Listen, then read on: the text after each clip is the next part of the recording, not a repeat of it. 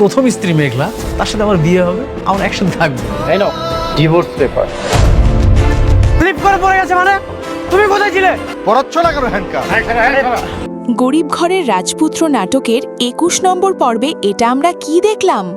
বেঈমান রাতুল মেঘলার বাবা মাকে বলে, আপনার মেয়ে মেঘলাকে আমি বিয়ে করতে চাই।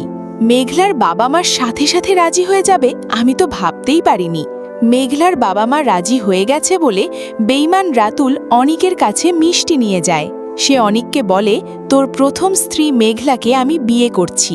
এই খুশিতে সে মিষ্টি নিয়ে এসেছে। তখন অনিকের মাথা একেবারে নষ্ট হয়ে যায়। অনিক বেঈমান রাতুলের গালে এক থাপ্পড় মারে। এদিকে সাব্বির অনিককে বোঝানোর চেষ্টা করে।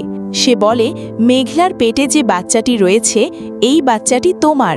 কিন্তু অনিক সাব্বিরকে বলে, এই নামটা কখনো উচ্চারণ করো না।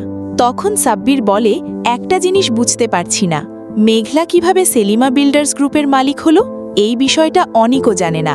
আর নাটকটির শেষের দিকে আরও একটি সারপ্রাইজ রয়েছে। অনিকের কাজের সাইটে নাকি একজন উপর থেকে পড়ে মারা গেছে, কিন্তু না, অন্য কেউ নয়, বেঈমান রাতুলই এই কাজটি করেছে।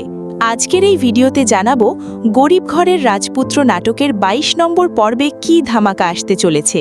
সমস্ত কিছুই জানিয়ে দেব আজকের এই ছোট্ট ভিডিওটির মাধ্যমে।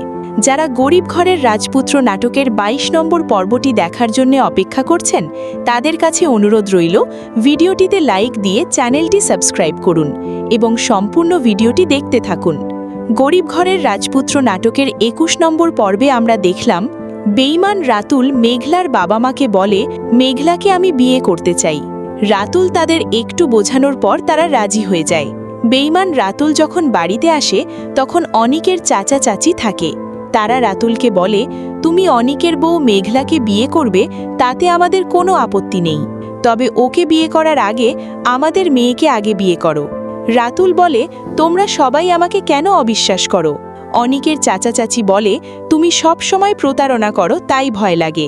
তারপর শয়তান রাতুল অনিকের কাছে মিষ্টি নিয়ে যায়।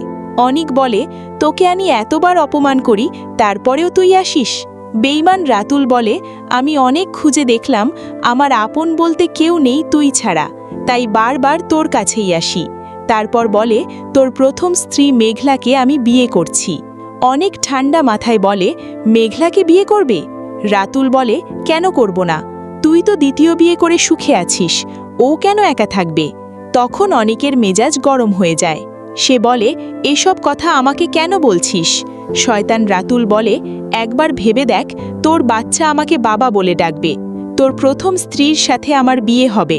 তখন অনেক রাগ সামলাতে না পেরে বেঈমান রাতুলের গালে এক থাপ্পড় মারে। শয়তান রাতুল তখন কিছু না করে বলে, আগে মেঘলাকে বিয়ে করতে দে, তারপর সব বোঝাপড়া হবে, বলে চলে যায়। তারপর অনেক মেঘলার বাড়িতে ডিভোর্স পেপার নিয়ে যায়। মেঘলাকে বলে, এই নাও ডিভোর্স পেপার। ডিভোর্স পেপার দেখে মেঘলা পুরো অবাক হয়ে যায়। মেঘলা বলে, তোমাকে তো ডিভোর্স আগেই দিয়ে দিতাম শুধু পেটের বাচ্চাটির জন্য। তখন অনিক বলে, পেটের সন্তান তো আমার না, এই সন্তান অন্য কেউ, আমি শুধু মুক্তি চাই। তারপর বলে, তুমি তো বিয়ে করার সিদ্ধান্ত নিয়েছ, তাই তোমার কথা ক্লিয়ার করার জন্য ডিভোর্স পেপার নিয়ে এলাম। তখন মেঘলা রেগে যায়, কারণ সে তো জানে না তার বাবা মার কাছে রাতুল বিয়ের প্রস্তাব দিয়েছে। মেঘলা অনিককে বলে, এসব তোমাকে কে বলেছে? আমি কাউকেই বিয়ে করব না। অনিক বলে, যে বিয়ে করবে সেই বলেছে, তাহলে কি আমাকে মিথ্যা বলা হয়েছে? তারপর অনিক মেঘলার হাতে ডিভোর্স পেপার দিয়ে চলে যায়। মেঘলা তখন তার বাবা মাকে ডেকে বলে, রাতুলের সাথে কি তোমাদের কোনো কথা হয়েছে বিয়ের ব্যাপারে? তারা বলে, হ্যাঁ, সমাজের কাছে তো সম্মান বাঁচাতে হবে। মেঘলা রেগে বলে, তোমরা কি ভাবছ, এই অবস্থায় আমি বিয়ে করব? তোমরা কখনোই আমার ভালোবাসা বোঝার চেষ্টা করনি। আরেকটি বড় সারপ্রাইজ রয়েছে। অনিক এখনও জানে না সেলিমা বিল্ডার্স গ্রুপের মালিক হলো মেঘলা।